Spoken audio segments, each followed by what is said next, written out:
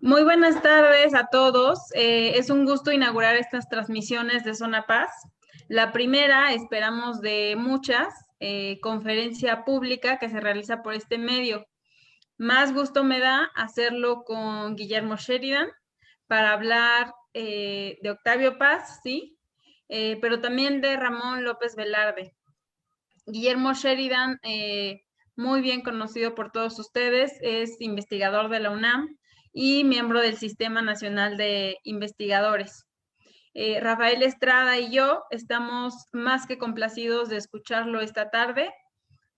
Maestro, adelante, por favor.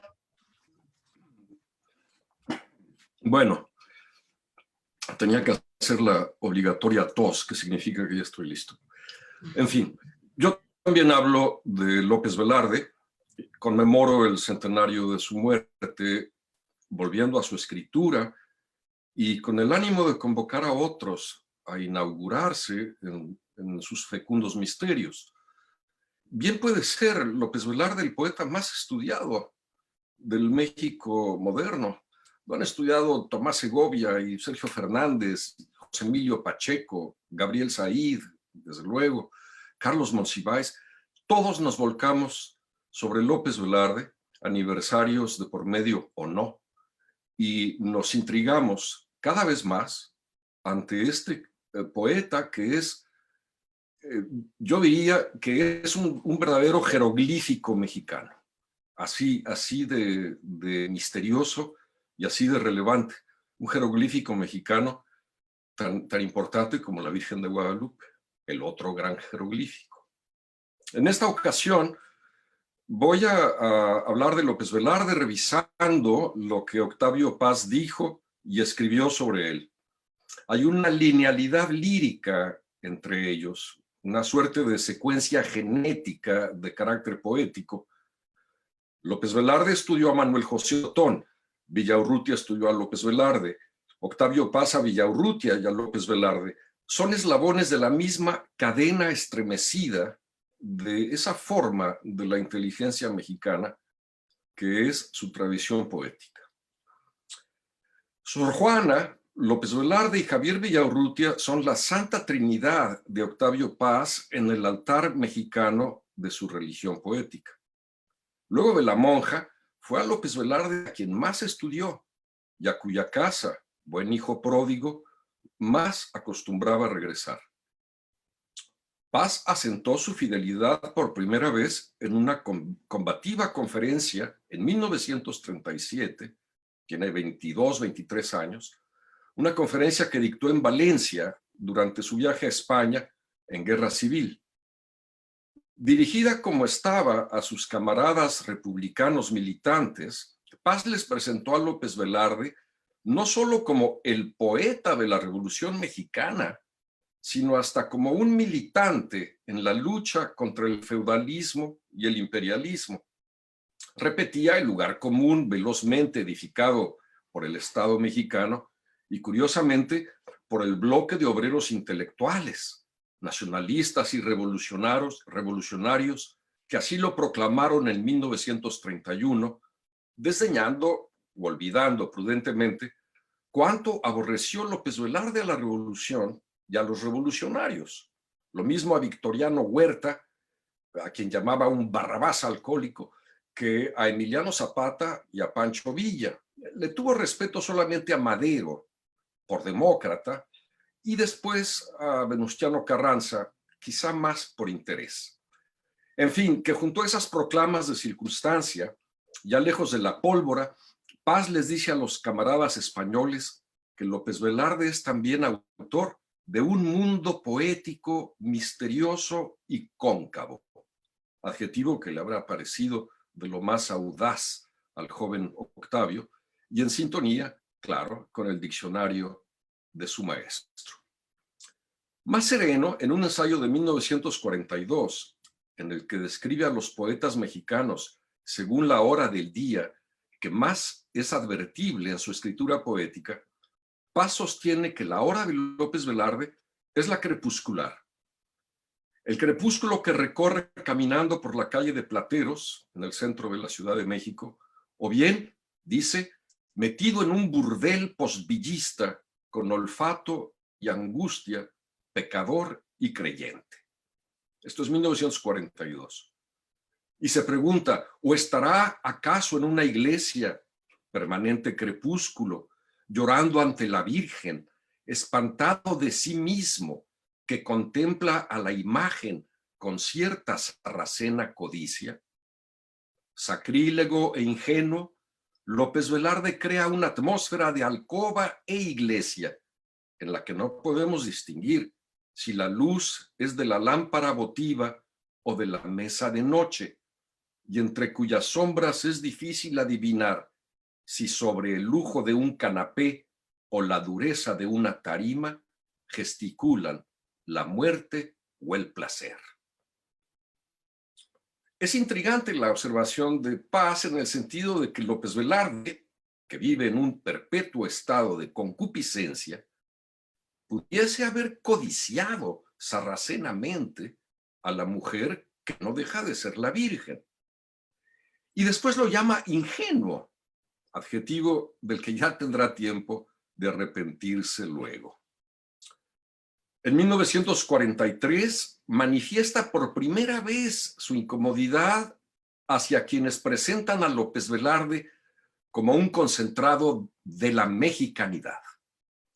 ¿Cómo va a representar lo mexicano, algo tan de suyo, sesgado y esquivo, un hombre que, como López Velarde, se haya tan empeñado en mostrarse tal cual es? 2 años después, en 45, celebra a López Velarde junto a José Juan Tablada como el tutor de los contemporáneos en la enseñanza de la superior virtud de la curiosidad, pero no sin hacer un distingo. López Velarde, dice, se siente atraído por la aventura interior hacia adentro de México y sobre todo hacia adentro de sí mismo, mientras que Tablada prefiere fugarse hacia la modernidad.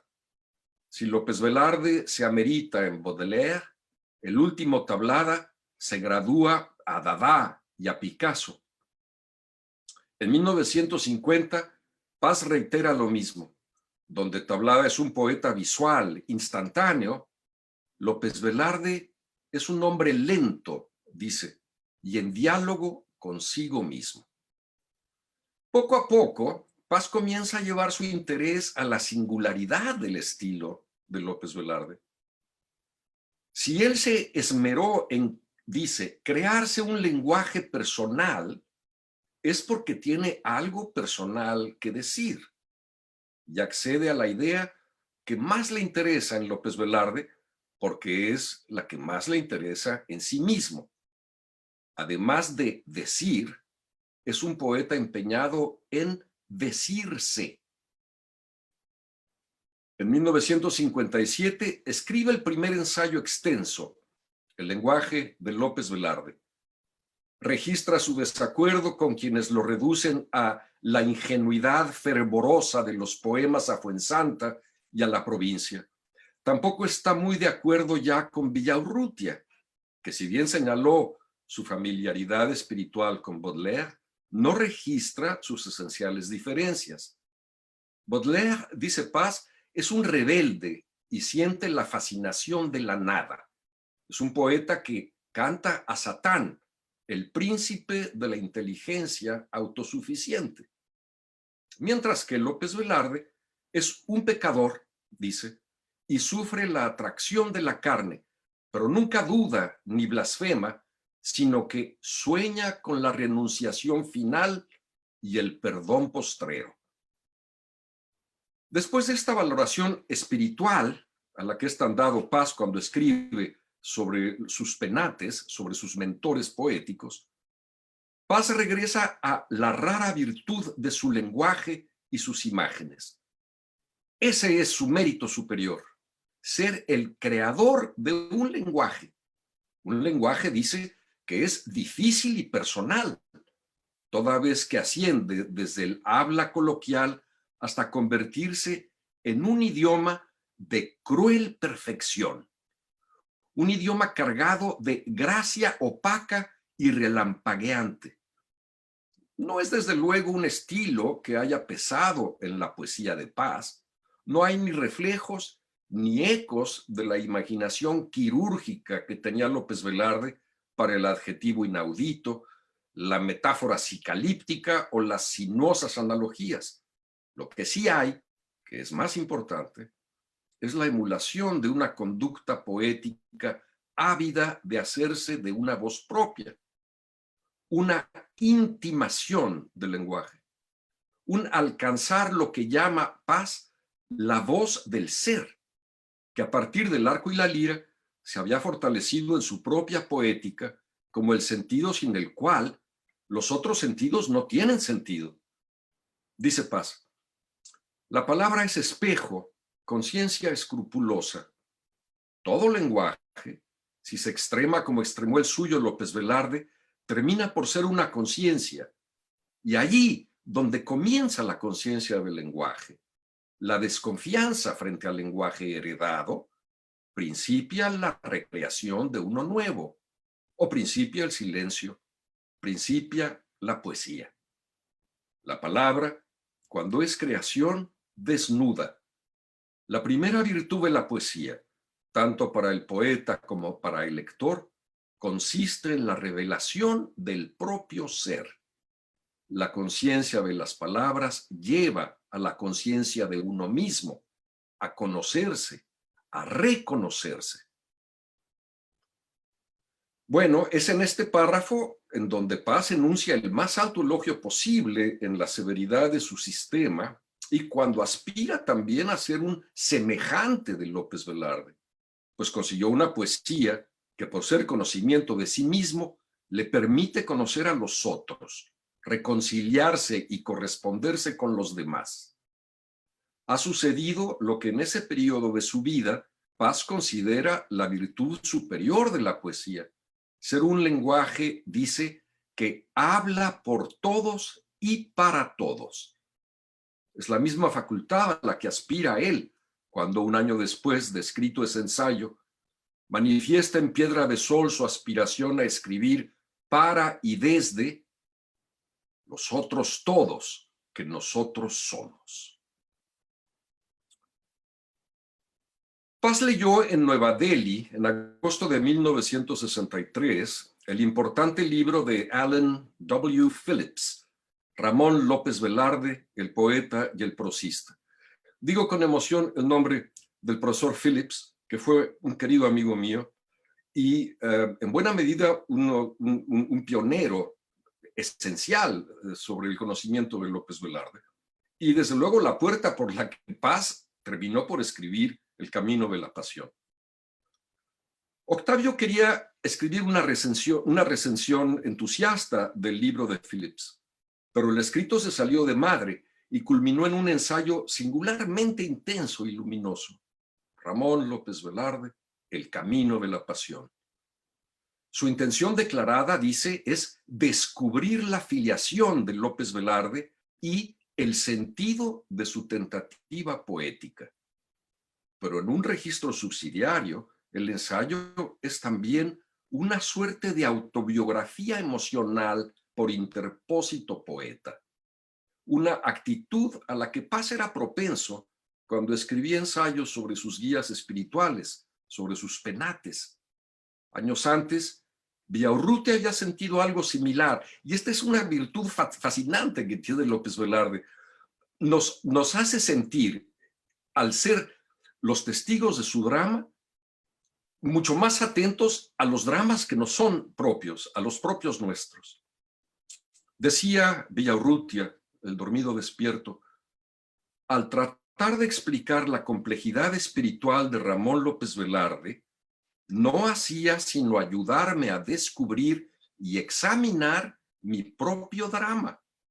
Del mismo modo que de la novela se ha dicho que es un género autobiográfico, me parece razonable pensar que la crítica es siempre una forma de la autocrítica. Pues bien, en la primera página del Camino de la Pasión, Paz dice lo mismo. Yo me propuse, escribe, una vez más, interrogar a esos poemas como quien se interroga a sí mismo.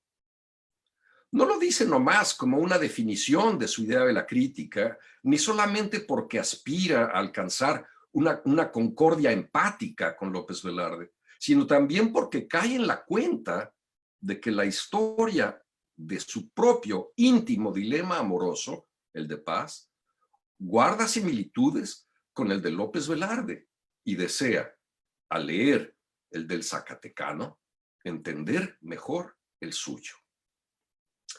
Paz estaba en un momento particularmente delicado de su vida, el que enciende la poesía, sobre todo de Salamandra, libro de 1962, que recoge los escritos posteriores a Piedra de Sol, que se escribe en 1957.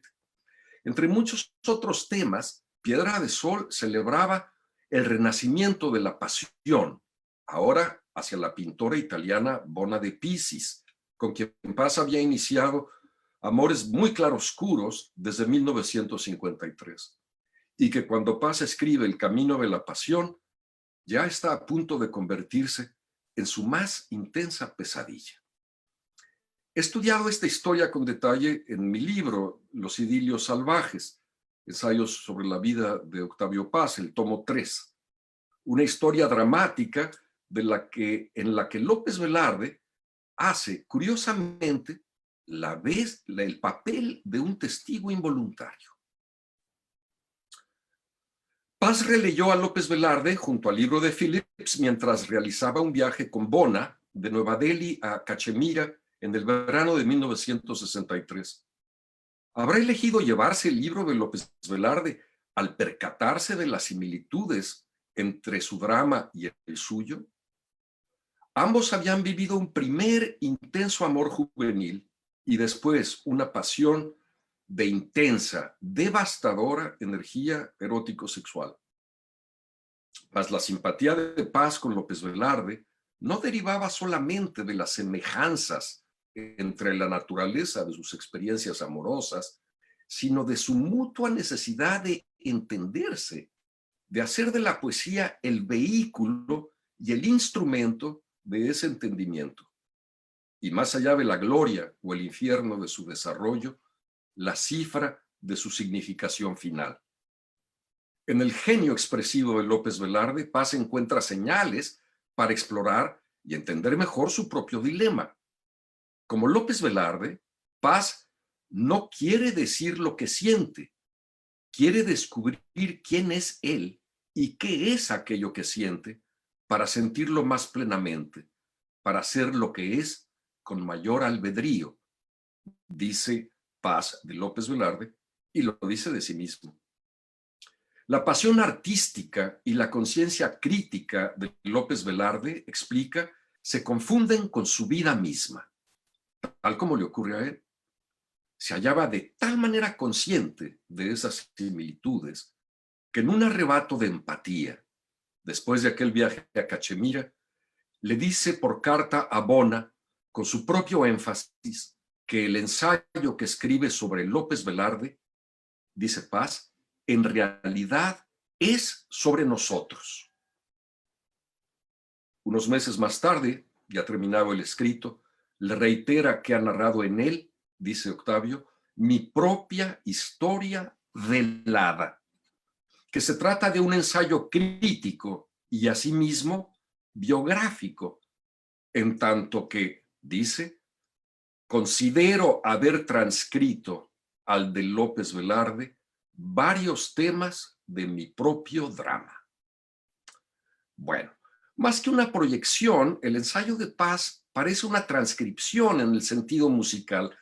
En estas vidas paralelas, Josefa de los Ríos Fuensanta es a López Velarde lo que Elena, con H, Elena Garro, es a Paz, es decir, las vírgenes del cuchillo. Mientras que Margarita y Bona son las diosas al borde del volcán. Ante estas diosas, los dos poetas entregan a la trilogía amor, sexo, erotismo. Los dos cometen la idolatría de la mujer como forma visible del mundo, pero también como iniciación en la muerte. A los dos se les revela por medio de ellas el impulso creación-destrucción que domina lo que López Velarde llama su concupiscencia y Paz su erotismo. Son diferentes épocas. Es natural que López Velarde y Paz se refiriesen con estas palabras coincidentes pero disímbolas al mismo fenómeno, la concupiscencia y el erotismo. Y los dos tienen la certeza de que explorar el misterio del amor supone adentrarse, dice Paz, adentrarse en los restos de una sabiduría perdida. Paz publicó La llama doble, Amor y Erotismo en 1994, cuando cumplió 80 años de edad. En el liminar a ese libro dice haber comenzado su redacción en Delhi en 1965 y que luego olvidó el proyecto hasta que se acordó 30 años más tarde y entonces decidió terminarlo. Bueno, el relato, tenemos que reconocerlo, el relato es poco verosímil, viniendo de alguien que como Paz no olvidaba nada nunca. La verdad es que, como le dice en carta a Bona, he comenzado un ensayo sobre amor y erotismo. Esto lo dice en agosto de 1963, es decir, justo cuando acaba de terminar el ensayo, El camino de la pasión, el ensayo sobre López Velarde. De este modo, La llama doble es de hecho un desprendimiento del ensayo sobre López Velarde, como se hace evidente a cualquier lector atento. No son pocos los temas de La llama doble que El camino de la pasión explora o a veces apenas esboza, como el análisis de la idea de la pasión en la lírica provenzal o el culto del amor cortés. Que la lectura de López Velarde haya sido parte de la trama que llevó a Paz hacia La llama doble es un signo del fervor que le suscitaba ese semblable, ese frère, ese semejante hermano, para decirlo en las palabras de ese poeta que los dos veneraban, Charles Baudelaire. El rasgo común específico que Paz experimenta en sí mismo y reconoce en López Velarde es la conciencia de que amar significa ingresar a los misterios de la femineidad eterna. Prefiero usar la expresión femineidad eterna porque me parece ridículo que en español se haya popularizado el eterno femenino. Como es incómodo el género masculino para referirse a la femenina esencial, Rubén Darío y Miguel de Unamuno prefirieron sensatamente la eterna femenina. Tienen razón. Otros propusieron alternativas insufribles como mujereidad. Alfonso Reyes dijo que debería de ser lo femenino eterno. Paz dice principio femenino, en sintonía con Gerard de Nerval, quien también empleaba le féminin céleste, lo femenino celestial. Bueno, cierro ese paréntesis.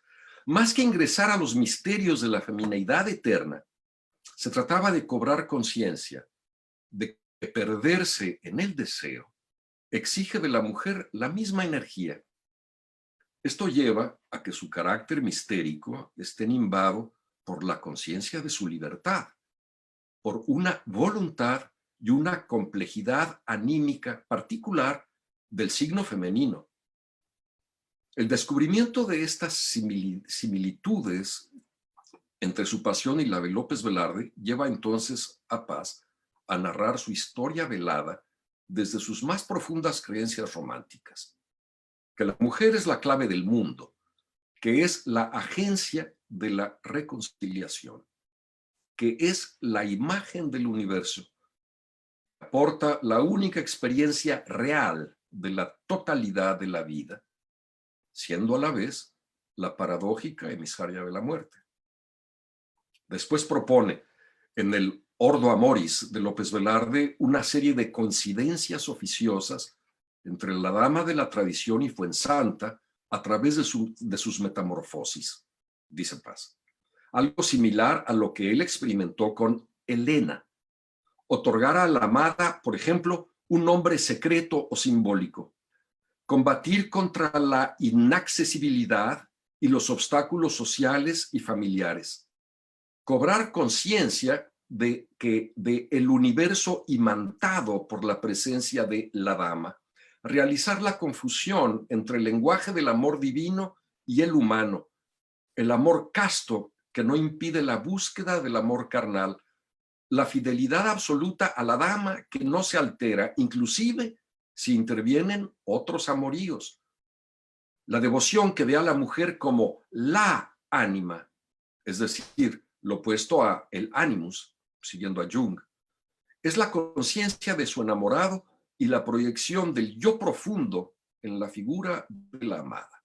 Esta hazaña amorosa, erótica, sexual, es la médula del culto al amor-pasión que piensa Paz es la razón de ser de la poesía de López Velarde y por lo tanto de sí mismo. Descifrar el amor para descifrarse uno mismo en él. En las estaciones de su ruta amorosa, la doble femineidad, sus rostros opuestos y complementarios, Fuensanta y Margarita para López Velarde, Elena y Bona para Octavio, y el tránsito del amor como ideal al amor como pasión, son las etapas y las manifestaciones de la llama doble. Se trata, dice Paz, para decirlo en términos modernos, de que esos roles femeninos son la proyección de nuestra psiquis, nuestra ánima. Las dos mujeres, Fuensanta y Margarita, argumenta, corresponden exactamente a la dama de los poetas provenzales.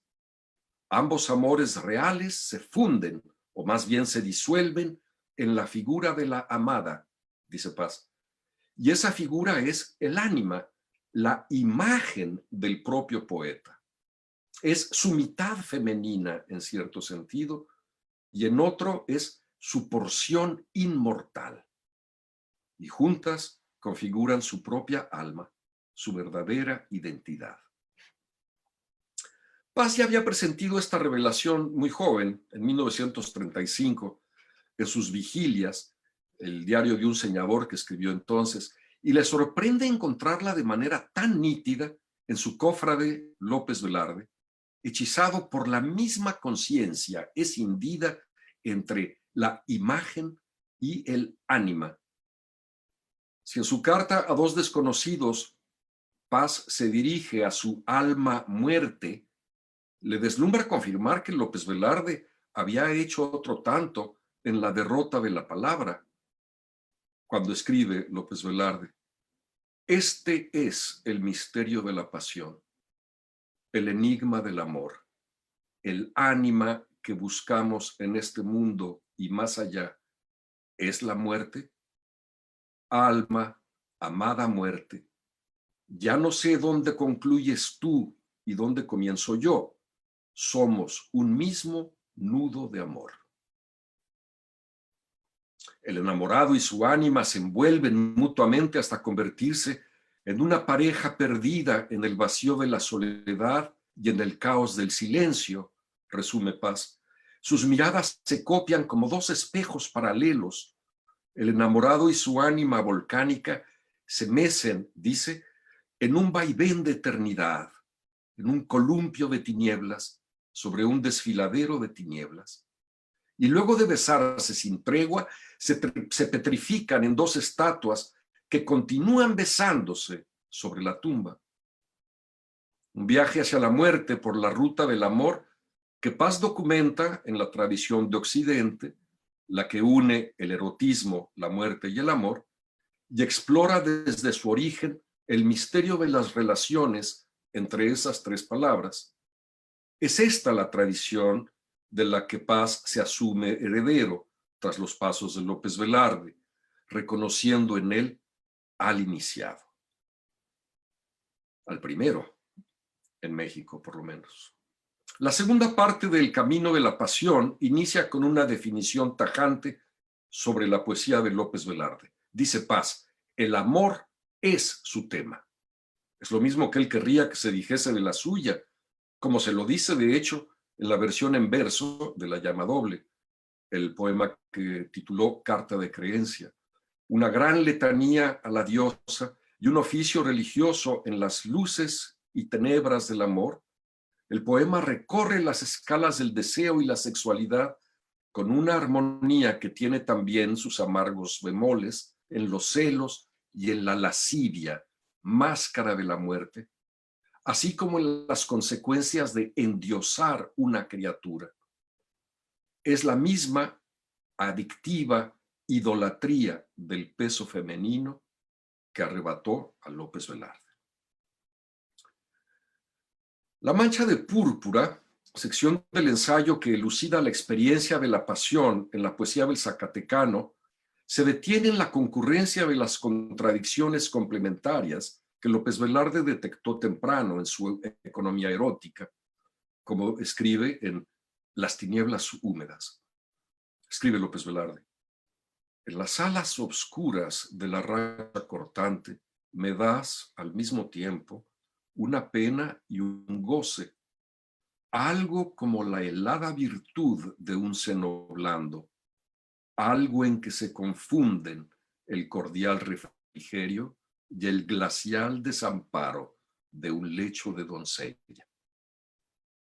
Otro signo de su cofradía, pues Paz también es un escindido, entre el cordial refrigerio y el glacial desamparo del ciclo de Fuensanta, Paz lee la contradicción de su propio conflicto con Helena.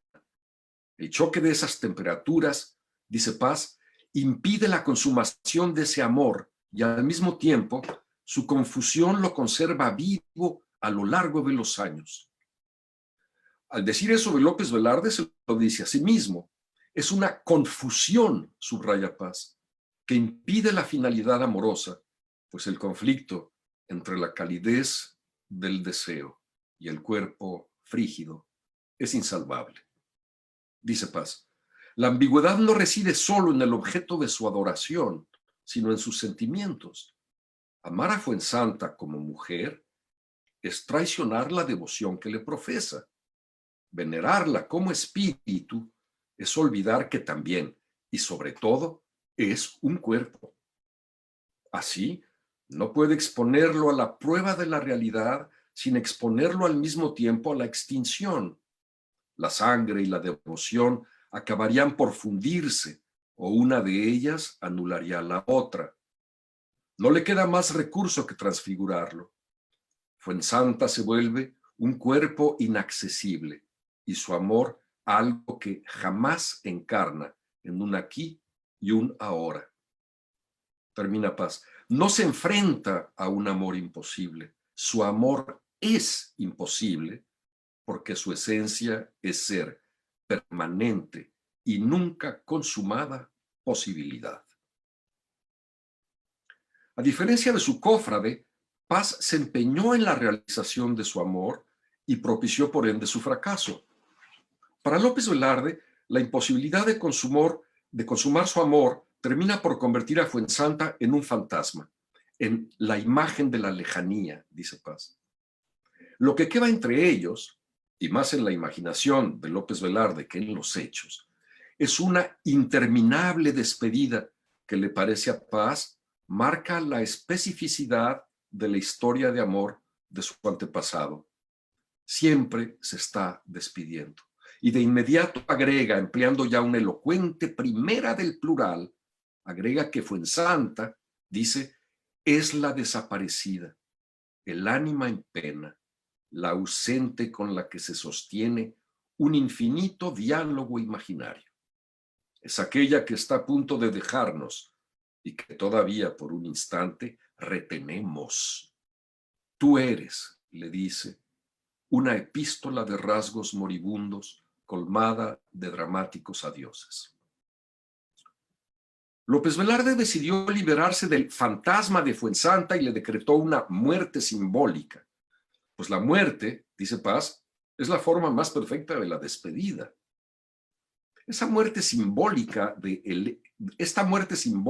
Helena, que en el caso de Paz es aún más prolongada y mucho más diferida, y que tiene su representación simbólicamente en la muerte de Beatriz, la protagonista de La hija de Rappaccini. Paz se pregunta si López Velarde habrá realmente amado a Fuensanta, que es la forma de preguntarse si él mismo habrá amado a Helena, Y la respuesta que se da es justa para los dos casos. Más que amor, dice, sentía esa confusión de sentimientos que él llama devoción.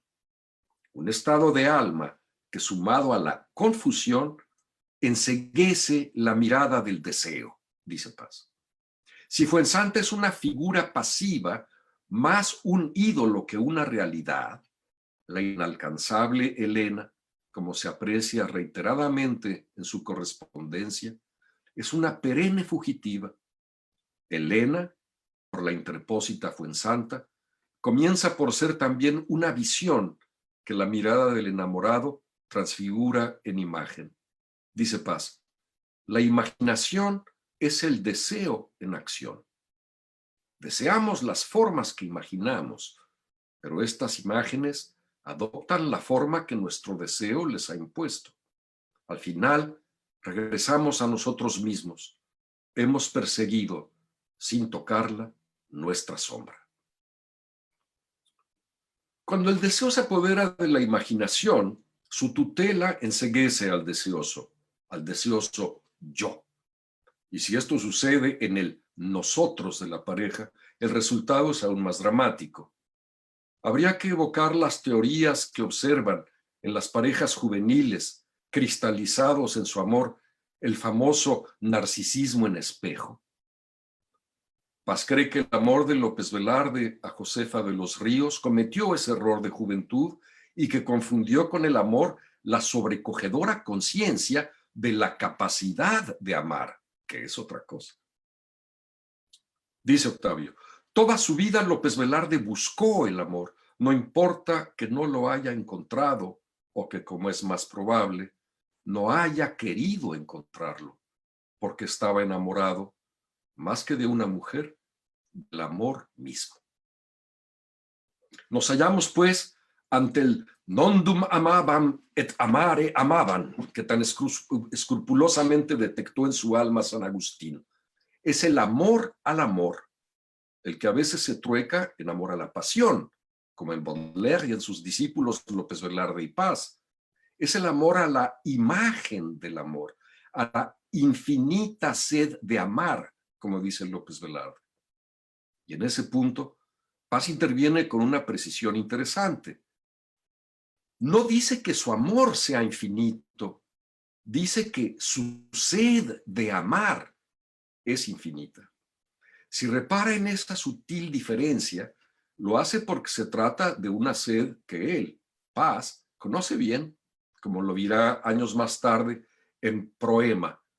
Dice, el amor, dice, la poesía es el amor a lo nunca visto y el amor a lo nunca oído y el amor a lo nunca dicho. El amor al amor. He ahí el nudo de la confusión. El abismo del amor por sí mismo. Dice Paz, el amor que se ignora al ignorar al otro. Por eso, viva o muerta, aquí o en el otro mundo, Fuensanta es inaccesible. Aun si no hubiese sido el reflejo de un alma en lucha consigo misma, como es la de todos nosotros, los modernos, señala Paz, Fuensanta habría sido inaccesible. Era una imagen. Pero no fue ese drama privativo de su amor a Fuensanta, sino el de su primer amor, dice Paz, y el del segundo, el de todas las pasiones, el drama de la pasión, amar al amor, amar a la imagen, más que a un ser real, presente y mortal. Se trata en suma de la confusión entre el amor en sí y el amor a alguien. La maldición que lleva a López Velarde, dice Paz, a ser un poeta del amor en el sentido casi religioso de la expresión, la pasión del amor. Cofrade de esa religión, Paz la sufría con no menos fervor cuando está escribiendo el ensayo. Si López Velarde ha pasado del amor a Fuensanta a la idolatría de Margarita Quijano o de las otras señoras, Paz ha hecho lo propio al transitar de Helena a Bona. Si con Helena ingresó a un jardín de amor laberíntico, con Bona hollará el jardín de las delicias, pero rodeado por el páramo de la muerte, como ya lo presiente al escribir el ensayo, pues su pasión con Bona ya está llegando al terrible infierno pasional en que desencadenó.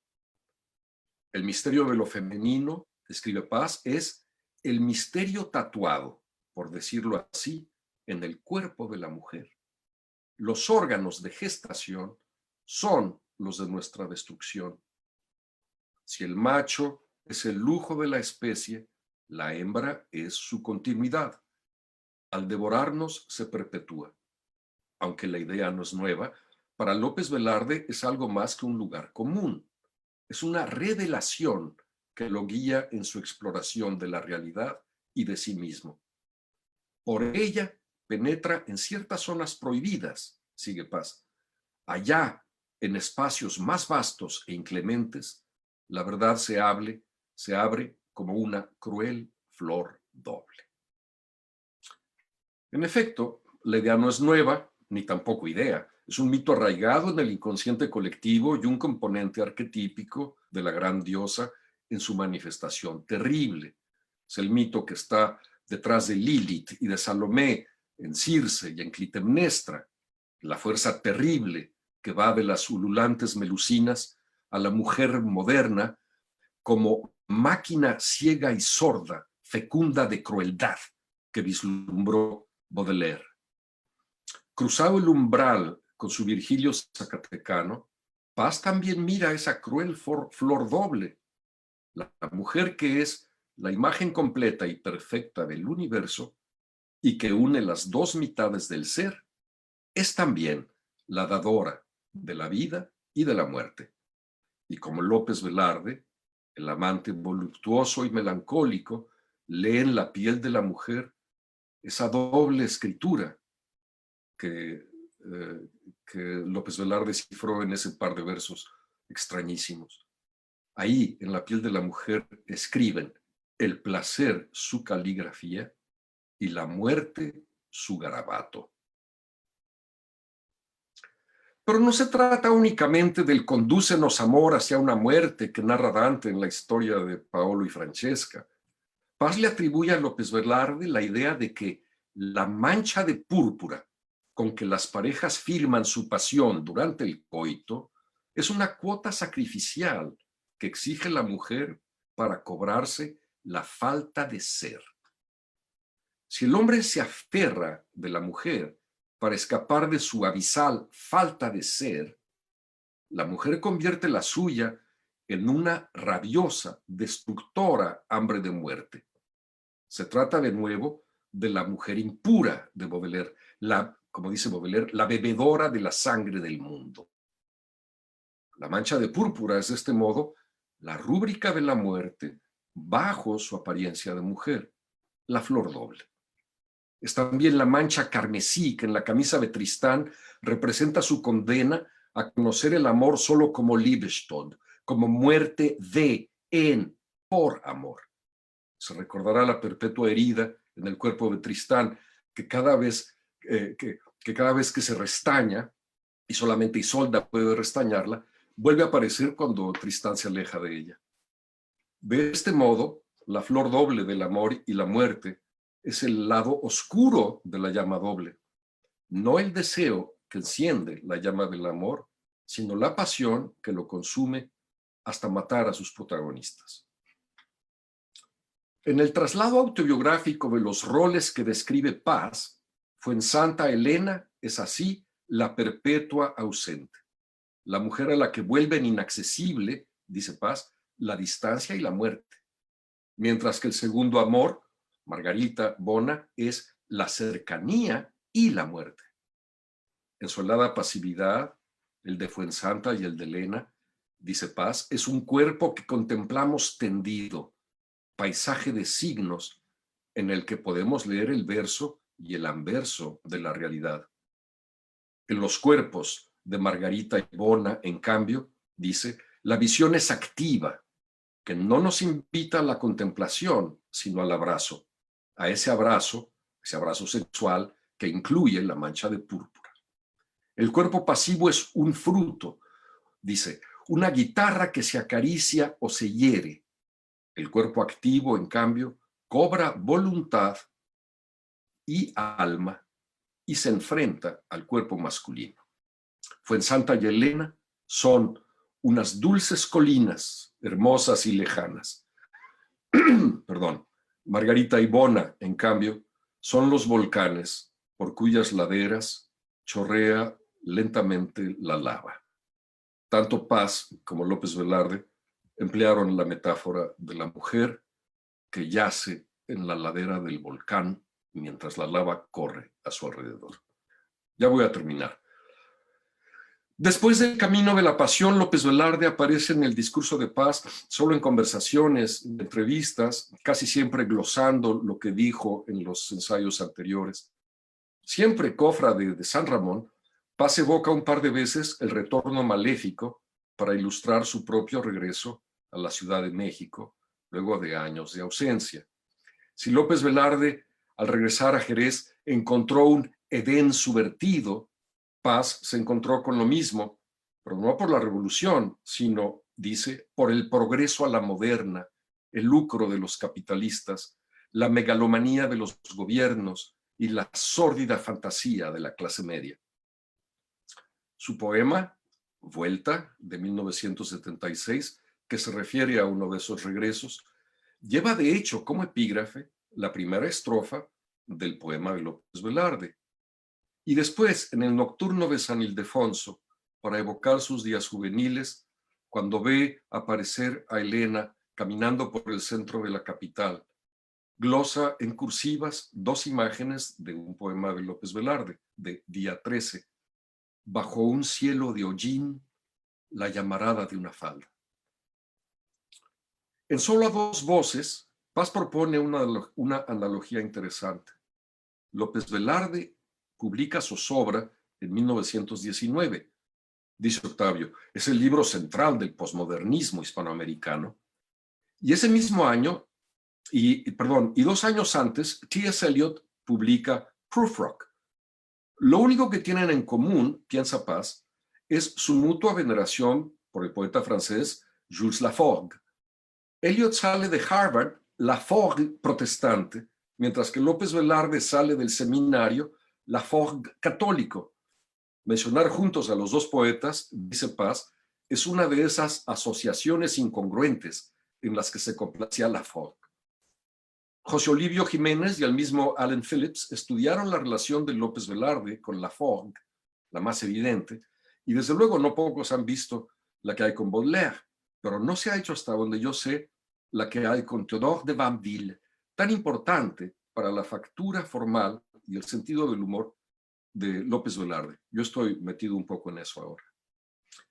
Bueno, una última referencia a López Velarde, quizá la última vez que Paz se refirió a él, ocurrió en un programa de televisión en 1984, en el que Paz platica con Salvador Elizondo y con el productor Héctor Tajonar.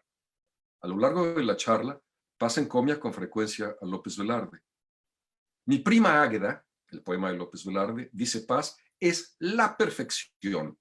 Es el gran ejemplo de lo que Paz considera una poesía conversacional. Quizá el público recuerde cómo empieza como si estuviera platicando por teléfono. Dice, mi madrina invitaba a mi prima Águeda a que pasara el día con nosotros. Es una charla del diario y que es la puerta hacia el gran misterio de lo que significaba desear a esa prima. En otro momento dice Paz que Carlos Pellicer nunca se conoció a sí mismo. Es lo contrario a López Velarde, dice en una descalificación enérgica. Luego derivan al tema de la influencia de los poetas franceses. Paz comenta de nueva cuenta la relación con Baudelaire y Laforgue, la coincidencia en ciertos temas, desde el papel poético del olfato hasta la forma parecida de reflexionar sobre el erotismo y la muerte que hay en los tres poetas. Y entonces dice algo que nuevamente parece ser una confesión personal por medio de López Velarde. Dice Paz, otra cosa muy curiosa de la que se ha hablado muy poco. López Velarde tenía una cierta suerte de horror a la paternidad. Esto es una posición, él era muy católico, muy poco cristiana, muy poco católica. Él tiene horror de los hijos. Habla y piensa de que procrear es terrible, es casi un pecado, y esta es una posición más bien maniquea, porque la carne es el mal. Es decir, hay una división muy violenta entre la carne, que es el mal, que es el tiempo, que es el pecado. Es la sucesión, que es la perpetuación del mal y el espíritu. Esto no es cristiano, sigue diciendo Paz, pues en el cristianismo hay fusión entre la carne y el espíritu. Este dualismo exagerado es más bien maniqueo. En el cristianismo hay dualismo, claro, pero no tanto.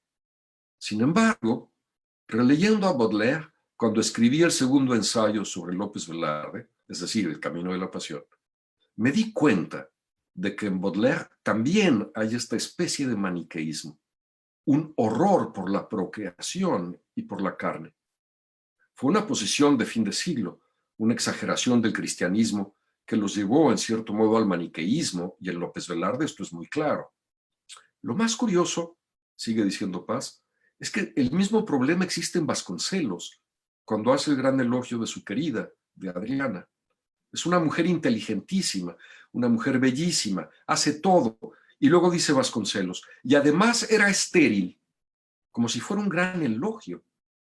Era como las santas y como las cortesanas. Era estéril.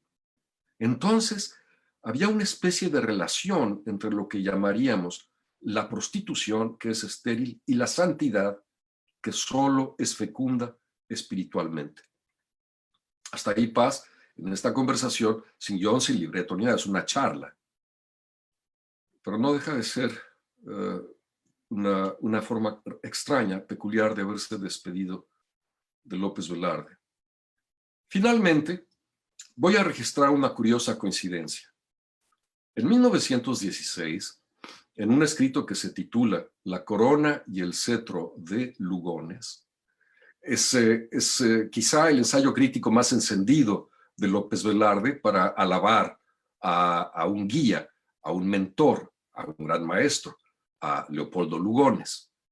Bueno, en ese ensayo, López Velarde está curiosamente interesado en escribir cómo un poeta es un concupiscente, cómo él solamente puede escribir en un estado de lujuria creativa, dice López Velarde, y entonces viene siempre de estas maneras veladas, solipsistas, recovecosas que tiene López Velarde, pero después de hacer el gran encomio del erotismo, de la concupiscencia y de la lujuria, dice que el hecho poético es lo siguiente: accedemos al lecho de la conciencia y sobre una fuente de aguas fundamentales, un surtidor deprime y encumbra su asta y se encariña con las fluctuaciones de su bandera gaseosa.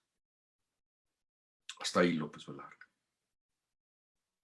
En el hecho de la conciencia se juntan el lenguaje y el deseo, y aparece un surtidor que encumbra su asta y se mueve en el aire. Bueno, si el lenguaje y la imaginación se subliman en la cama de la lujuria del creador, y las aguas fundamentales y la conciencia y el lenguaje lanzan este primer surtidor poético de nuestras letras en México, es el mismo surtidor que 4 años más tarde, como ustedes saben, revivirá como un sauce de cristal, un chopo de agua, un alto surtidor que el viento arquea. Y con eso termino y agradezco su paciencia. Muchísimas gracias, maestro. Un gran placer escucharlo. Hay muchos saludos del público. Nos ven desde Guadalajara, Monterrey, Aguascalientes, Yucatán, Querétaro, en fin. Muchos agradecimientos por tantos estudios sobre la literatura mexicana que ha aportado. También nos dicen que se le extraña en las páginas de Letras Libres. y nos gustaría comenzar con las preguntas que si me hace favor el doctor Estrada de iniciar con ellas. Sí, hay un par, Ana, de nuestro amigo Gilberto Adame. Si le parece, doctor Sheridan, vamos a leerlas en par y usted las va respondiendo, pues como usted buenamente Sí, quiere. sí, pero me llamo Guillermo, ¿eh? Sí. Eso del doctor, ¿verdad? Doctor. Artista a un mismo tiempo mínimo y prócer, dice López Velarde, ¿no? Ajá. Qué envidia. ¿Por qué López Velarde, un poeta de la tradición del movimiento, pregunta Ángel Gilberto, no se entendió con los poetas herederos de la revista Azul, es decir, con Alfonso Reyes y otros, Guillermo? Y Bueno, también pregunta... es un problema complicado. López Velarde venía de una tradición de intelectuales católicos formados en seminario, con toda una serie de referencias, no solo morales, bibliográficas e informativas, que estaba en oposición y en combate contra el centralismo y contra la intervención del Estado en la educación de los niños y de los jóvenes católicos de la provincia. Es un conflicto ideológico muy intenso. En fin, López Velarde estaba viviendo esto a partir de 1906, 1907, cuando empieza a militar en los intereses del Partido Católico Nacional, aunque no fue militante del partido, pero sí era amigo de quienes lo manejaban. Y desde luego la revista Moderna de México era una especie de trinchera de lo que más aborrecían López Velarde y sus camaradas: el positivismo científico, esta especie de ateísmo de Estado que sublevaba intensamente a los provincianos católicos, y sobre todo la intervención por medio de los planes de Gabino Barreda y de Justo Sierra en el diseño de los proyectos y de las tareas y de los programas educativos que afectaban a la provincia. Y la revista Moderna, para López Velarde y sus amigos, era un flanco de esa actitud. Bueno, entonces la rechazaron y la criticaron enormemente. Ya después vinieron episodios más divertidos. Yo tengo un ensayo extenso sobre los pleitos entre los provincianos y los modernistas de la capital, los de la revista Moderna y los de la primera revista, los de la revista Moderna y El Mundo Ilustrado y una serie de publicaciones. Pero eso está en un libro y es una lectura extensa y difícil de abreviar. Así hay que leer entonces, ya que estamos en 2021, esos versos de 50 veces es igual el ave. Hay que mantener la igualdad, la identidad. Y parece que esto viene a cuento con lo que también pregunta Ángel Gilberto Adame, Guillermo. Dice, formó parte del Partido Católico López Velarde, liderado entre otros por Federico Gamboa. Ese partido pactó con Victoriano Huerta. ¿Por qué López Velarde no se suma a ese apoyo, como incluso sí lo hicieron Tablada y Díaz Mirón? No, bueno, el asunto es bastante más complejo. Hubo un sector del Partido Católico Nacional, que decidió tomar el golpe de Estado de Victoriano Huerta como una alternativa de democratización. Cometieron un error brutal. López Velarde lo criticó acremente. Y el amigo de López Velarde, el licenciado Eduardo J. Correa, uno de los líderes del Partido Católico, terminó por darle la razón y por rechazar también la forma en la que el Partido Católico claudicó ante Victoriano Huerta. El otro día escuché, no sé quién decía, que López Velarde había tolerado la dictadura de Huerta y sancionado el asesinato de Madero y de Pino Suárez, que es una cosa verdaderamente estúpida de decir, pero ya sabemos que la gente, cuando decide ser estúpida, entra en una especie de olimpiada sin competencias en los que siempre llegan en primer lugar. López Velarde fue muy enérgico. Describió a Huerta, creo que lo acabo de decir, describió a Huerta diciendo: un Barrabás alcohólico que chapotea en el lodo de México. Jamás le hubiera pasado por la cabeza tolerar a quien había matado a Madero, a quien desde luego López Velarde respetó, y para quien trabajó o quiso trabajar, porque las cosas no eran tan fáciles. Después vino la decepción, el alejamiento, no le fue bien a López Velarde en cosas de política y finalmente decidió sumarse al proyecto de Venustiano Carranza, pero sí creo, quizá más por interés que por convicción, ¿no? Pero en fin, ya José Emilio Pacheco ha escrito mejor que nadie la famosa ucronía sobre qué hubiera ocurrido si López Velarde no hubiera muerto tan joven. Muy bien, muchísimas gracias. No digo nada. También nos dice Mauricio Mejía, ¿sabemos si Paz pudo ser puente entre Ramón y Julio Cortázar? Supongo que puente poético, porque Cortázar nació en 1914 y López Velarde murió en 1921. No, bueno, no necesariamente. López Velarde tuvo su propia fama en Argentina. Los argentinos lo leyeron, les interesó, lo siguieron de cerca. Borges, desde luego, lo consideró un poeta importante. Hay algún momento en el que Borges, inclusive algo que parece blasfemo en boca de un argentino, piensa que es inclusive más interesante que Leopoldo Lugones, que cerraría el círculo, porque Lugones era el gran maestro de López Velarde.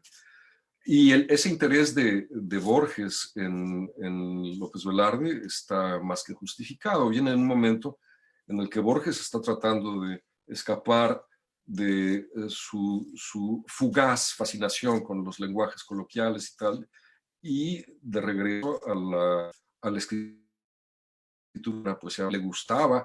Hay leyendas en el sentido de que Borges sabía de memoria La suave patria.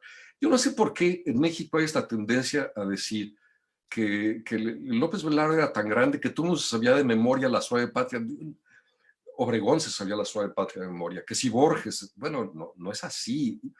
En fin, no agrega ninguna información relevante, no importa. Es más importante, por ejemplo, que como Paz, Borges, empezaron a hablar de López Velarde y Borges le dijo: Octavio, dígame usted, ¿a qué sabe la chía? Obviamente recordando ese verso de la suave patria, vendedora de chía, he de raptarte en la cuaresma opaca, sobre un garañón y con matraca y entre los tiros de la policía. Nótese que yo sí me lo sé de memoria.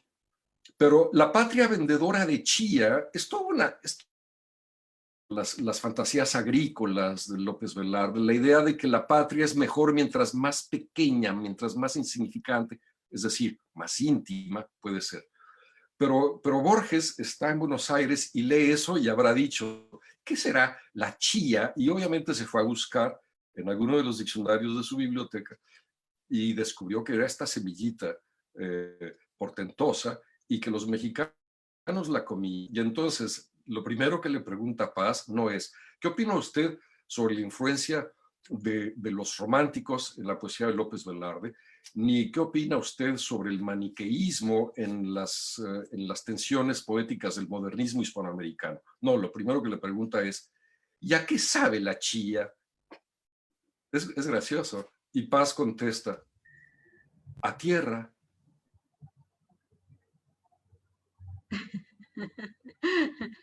Ya hasta nos sacó una sonrisa, maestro. Pues mire, continuando con las preguntas,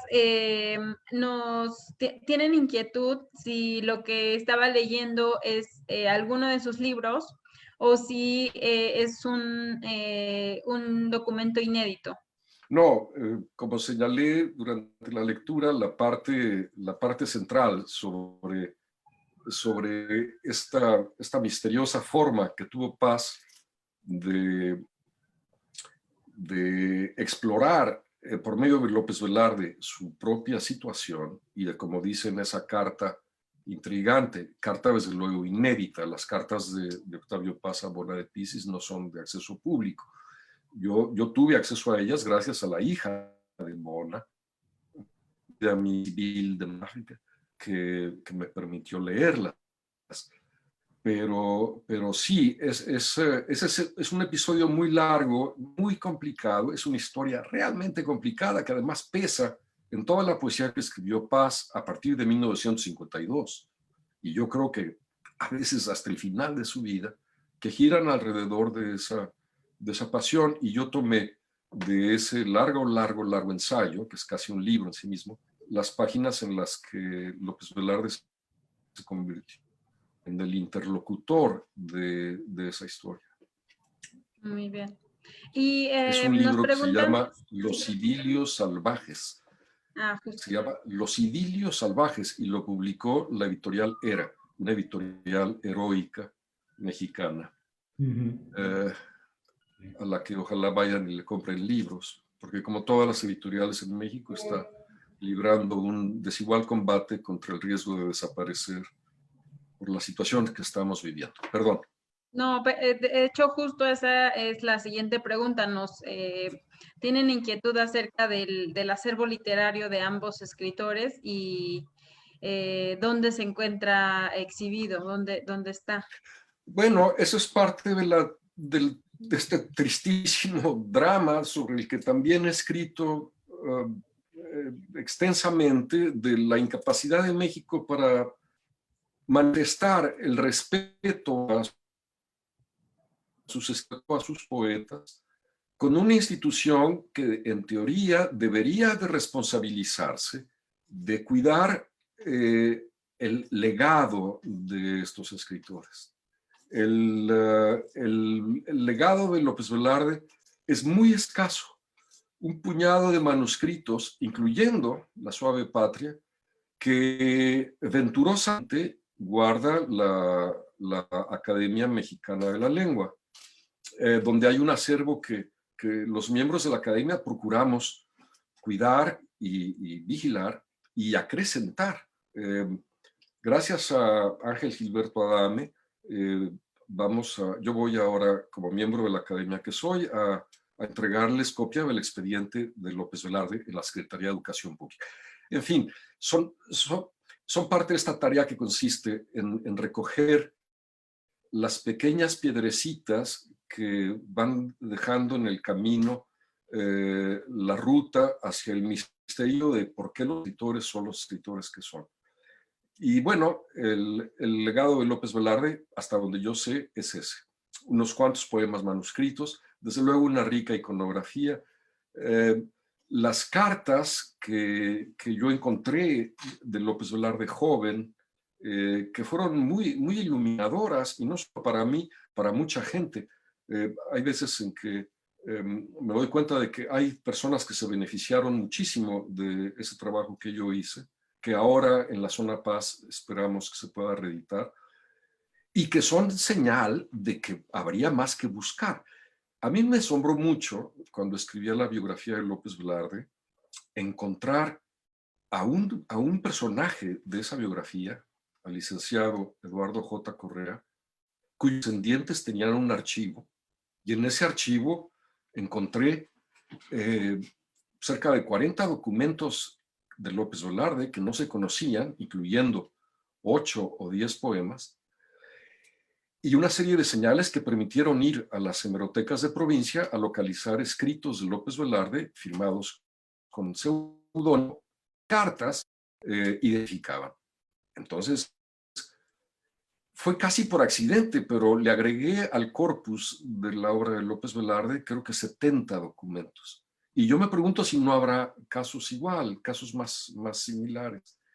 Pero sí, regreso a eso. Es una vergüenza que las instituciones culturales de México no hayamos sido capaces de crear una institución como el Instituto de la Memoria que tienen los franceses, o la Residencia de Estudiantes que tienen los españoles, a donde los hijos, herederos, tenedores de documentos importantes, de escritores de relieve, no puedan ser llevados para que sean adecuadamente vigilados y preservados y difundidos. A cambio, claro, de una compra que suelen hacer en los países civilizados instituciones o bancos o empresas que tienen una cuota destinada siempre para manifestar que el orgullo trabajar en un país en donde hay gran cultura literaria. Nosotros no hemos podido hacer eso, ni lo vamos a hacer nunca.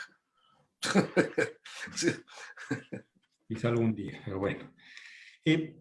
Volvamos a 1913, si te parece, Guillermo. 1913-1920, digamos.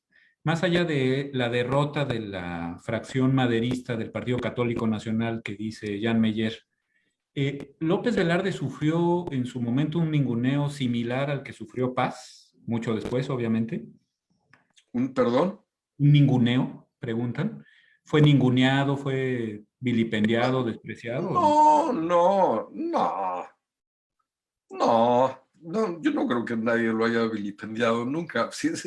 ¿Cómo vamos a vilipendiar a San Ramón López Velarde?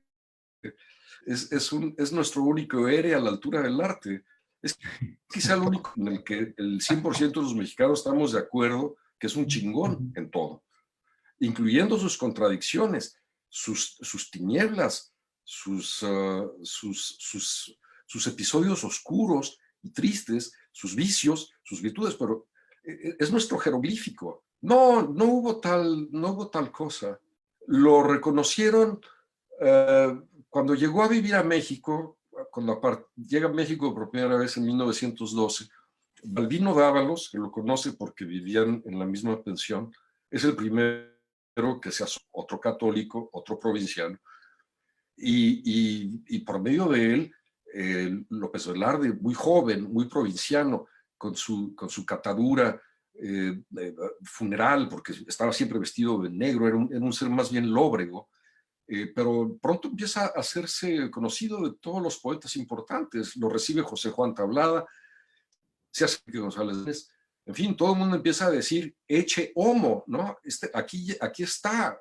Todo el mundo empieza a reconocerlo joven, después de la publicación de La Sangre Devota, como una voz originalísima. Y de ahí en adelante, ¿no? Claro, eran tiempos en los que no había ni grandes homenajes, ni becas, ni sesiones ni universidades que hacían celebraciones, ni fiestas, ni nada. Los poetas vivían vidas normales, ¿no? Pero no, López Velarde empezó a ser reconocido joven y hasta donde yo sé, nadie ni lo zarandeó ni lo maltrató nunca. Le iba mal política, porque obviamente no tenía las virtudes necesarias para funcionar políticamente como se debe en un país como México. Y no se supo acomodar, se metía en problemas, siempre estuvo en situaciones, en problemas gravísimos. En fin, pobre hombre. Pero no, la gente que lo leía lo respetaba y la gente que lo leyó cuando él estaba activo entre 1916 y 1921, el mundo mexicano, el mundo de los escritores, el mundo de los pensadores inclusive, lo admiraron, ¿no? Y se dieron cuenta de que estaban ante una voz particular e importante. También preguntan, Paz insinuó que López Velarde es el más mexicano de nuestros poetas. ¿Qué adjetivo definiría a su vez la poesía de Octavio Paz? No, bueno, felizmente las nacionalidades no tienen nada que ver, ¿no? Yo no. El contexto en el que Paz dijo que López Velarde era un poeta mexicano, muy mexicano, no creo que haya dicho el más mexicano. Sí, el más mexicano de sus poetas.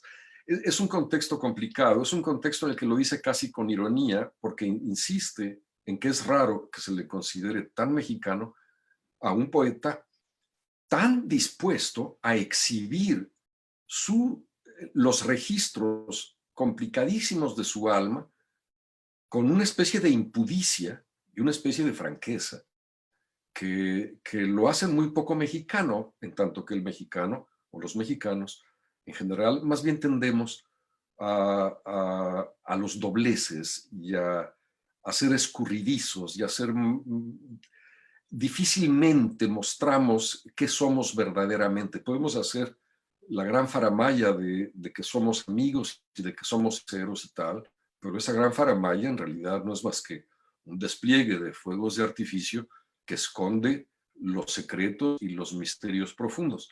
López Velarde, en cambio, es un hombre que revela sus misterios y sus secretos, y por fuera es un hombre muy discreto, muy contenido, muy callado, ¿no? En ese sentido, no es muy mexicano. Pero insisto en que no tiene mayor importancia que lo sea.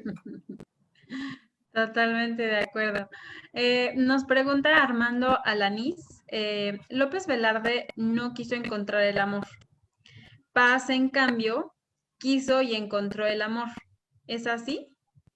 Bueno, siguieron rutas diferentes. El pobre López Velarde se murió a la mitad del segundo acto. Paz tuvo la oportunidad de llegar al tercero y hasta una especie de epílogo, ¿no? En fin, son cosas del tiempo.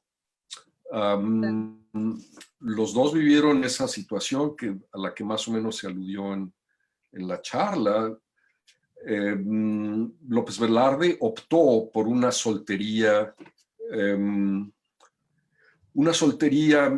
bastante dramática, porque es una soltería que solamente se rompe en la concupiscencia, en la ida compulsiva a los burdeles. Paz decidió su drama, lo llevó al extremo, estuvo a punto de morir en el intento, porque realmente fue una historia bastante dura, pero logró imponerse y llegar a lo que después llamó, en un mal verso, pero bien elocuente, a lo que él llamó la balanza diáfana. Consiguió un equilibrio final.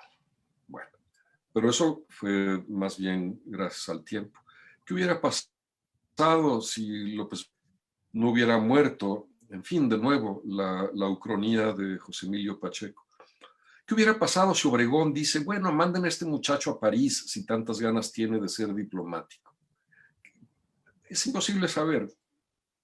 Yo quiero pensar que eventualmente sí, quizá López Velarde habría conocido a una señorita a la que podría haberle dado la paz que soñaba y no necesariamente el tósigo y el cauterio.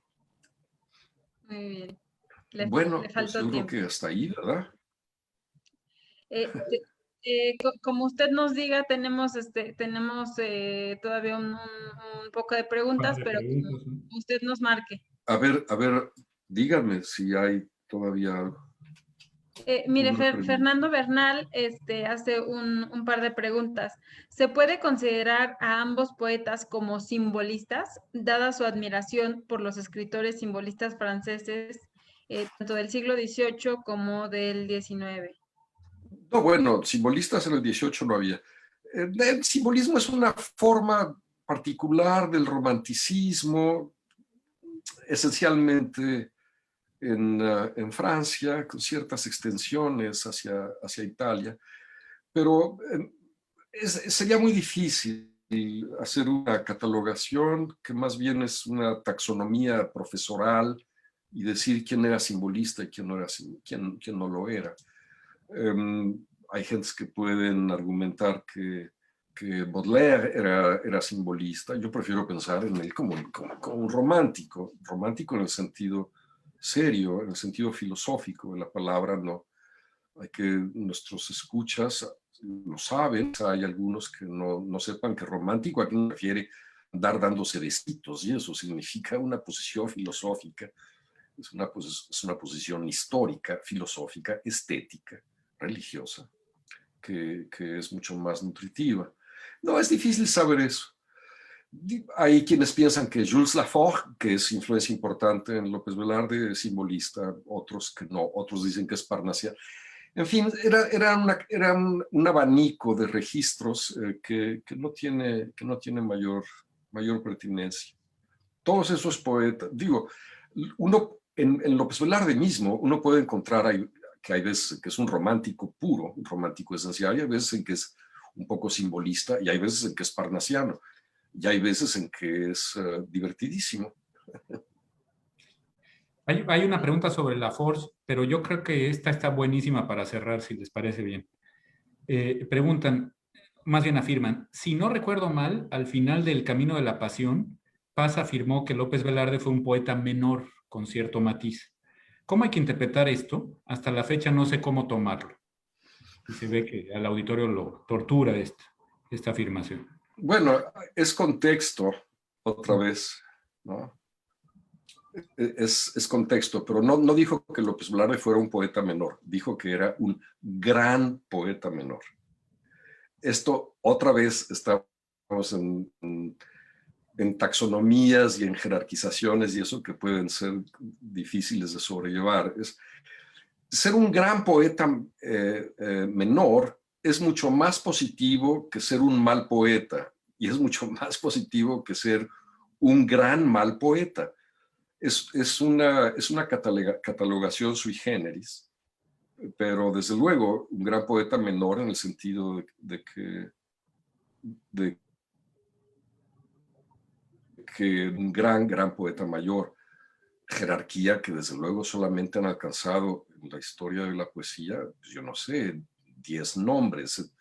En ese sentido es imposible decir que es un gran poeta, pero desde luego parece activarse esta idea de que hay una especie de concurso, una idea de la competencia, algo a lo que era tan dada la sociedad mexicana cuando todavía en los años 30 y 40 las revistas y los periódicos organizaban concursos para escoger al gran poeta de México.